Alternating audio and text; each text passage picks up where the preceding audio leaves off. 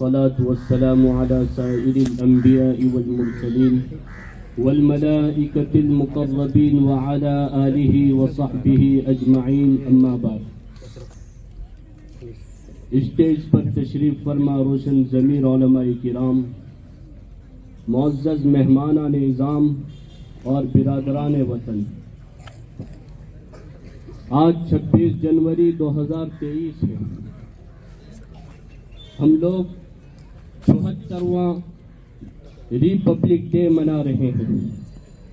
آج ہی کے دن 26 جنوری 1950 کو ہمارا ملک ہندوستان سیکولر ہوا، یعنی اپنے ملک میں اپنے لوگوں پر اپنا قانون لاگو ہوا. آزاد ہندوستان کا اپنا قانون بنانے کے لیے ڈاکٹر بھیم راؤ امبیڈکر کی صدارت میں ایک کمیٹی بنائی گئی، جن کو موجودہ قانون بنانے میں، موجودہ سنویدھان بنانے میں، موجودہ کانسٹیٹیوشن بنانے میں 2 سال 11 مہینے اور 18 دن لگے تھے. پھر 26 نومبر 1949 کو اسے قبول کر لیا گیا اور 26 جنوری 1950 کو اس نئے قانون کو ملک بھر میں لاگو کر کے پہلا ریپبلک ڈے منایا گیا. اس طرح ہر سال 26 جنوری ریپبلک ڈے کے دن کے طور پر ملک بھر میں جوش و خروش کے ساتھ منایا جاتا ہے. اور 15 اگست 1947 کی طرح یہ تاریخ بھی ایک قومی اور یادگار دن بن گئی ہے. میرے بھائیوں، جشن کا یہ دن ہمیں یوں ہی نہیں ملا، اس کے لیے بڑی بڑی قربانیاں دینی پڑی، لاکھوں جانوں کے نذرانے پیش کرنے پڑے ہیں، تب جا کر 26 جنوری کو ہمیں یہ جشن منانے کا موقع نصیب ہوا ہے. 15 اگست 1947 سے قبل تک ہمارا ملک ہندوستان تقریباً 200 سال تک انگریزوں کے قبضے میں رہا. یہی فرنگی اس ملک کے سیاہ و سفید کے مالک و حاکم تھے.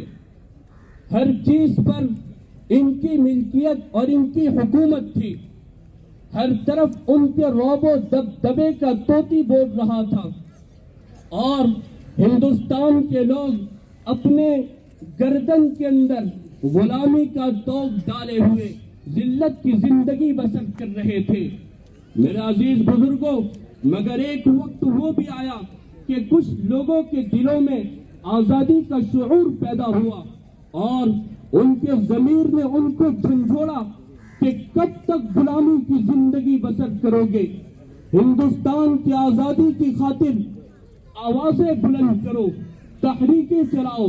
پھر کیا تھا کہ جنگ آزادی کے دریا میں لاکھوں لال و گوہر کا خزانہ نکل پڑا اور گلستان ہند کی بہاروں میں رنگ برنگی پھل اور پھول مہکنے لگے.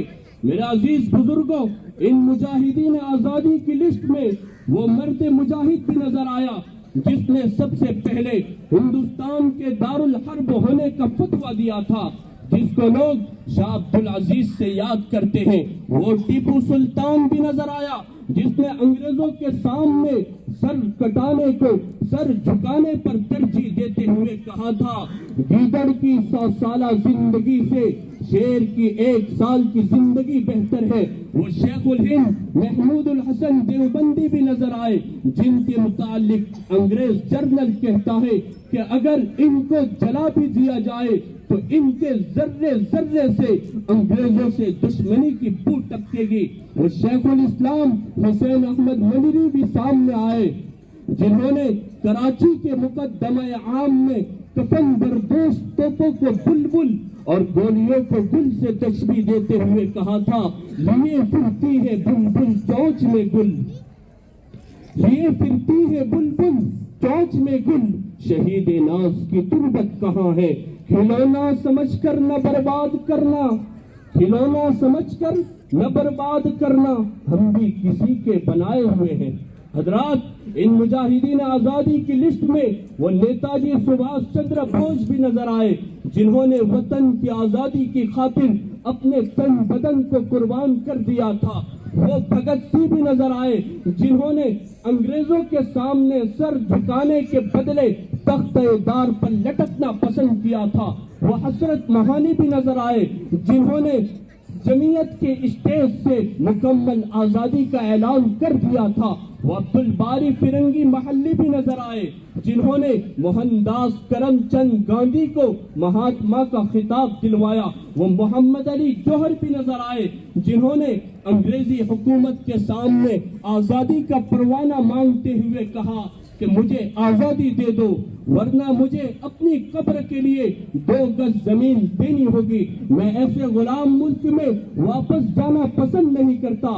میرے عزیز بزرگوں, ان مجاہدین آزادی کی لسٹ میں وہ بہادر شاہ ظفر بھی سامنے آئے, جن کے سامنے ان کے 2 بیٹوں کے سر ناشتے میں پیش کیے گئے. وہ حفظ الرحمان سیوہروی بھی نظر آئے, جن کی زبان و قلم انگریزوں پر ایٹم بم سے بھاری تھی. اور ان مجاہدین آزادی کی لسٹ میں آزاد ہندوستان کے سب سے پہلے وزیر تعلیم اور شکشا منتری حضرت مولانا ابوالکلام آزاد بھی نظر آئے, جن کی تقریر و تحریر نے انگریزوں کے جلتے ہوئے چولہے میں ایندھن بڑھا دیا. الغرض شمع آزادی کے پروانوں کی ایک لمبی داستان اور ایک لمبی فہرست ہے, جن کی قربانیوں کی بدولت 15 اگست 1947 کا سورج آزادی لے کر طلوع ہوا. اپنے لہو سے روشن کر دی گلیاں اس ویرانے کی, اپنے لہو سے روشن کر دی گلیاں اس ویرانے کی. گرچہ تنگ بہت تھی راہیں شہر وفا کو پانے کی, جان تھی ایک سو وہ بھی دے دی پھر بھی رہے شرمندہ سے. جان تھی ایک سو وہ بھی دے دی پھر بھی رہے شرمندہ سے. دل والے خود لکھ لیں گے کہانی اس افسانے کی. آخر میں دعا ہے کہ اللہ تعالی ہمارے ملک کو ترقی کی راہوں پر گامزن فرمائے. وآخر دعوانا الحمد